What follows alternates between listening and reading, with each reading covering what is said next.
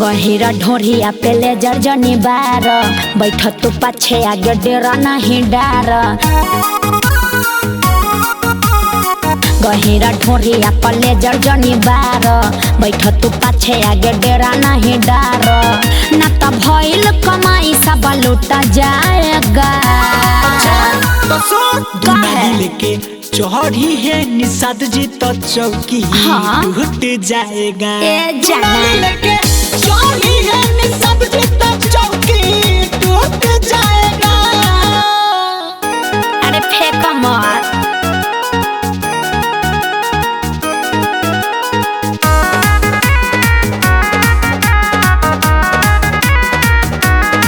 आगे के हई गोलाया बाबू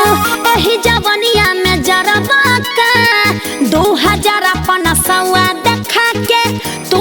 मजा मरबा का अब ही लागे तू पहरल ना बारू के बटन के पजरिया में सटे दपा से रात भर के आसे चुम्मा लेवे द गलिया में सुला अब राइफल के गोली तहार रुक जाएगा दुनाली लेके चौहरी है निषाद जी तो चौकी टूट जाएगा। दुनाली लेके चौहरी है निषाद जी तो चौकी टूट जाएगा। ओहो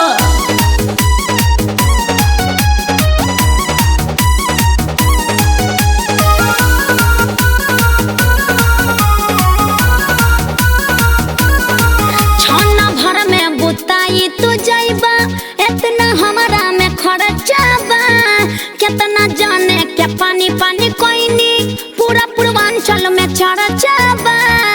रस भरल रसगुल्ला के देखी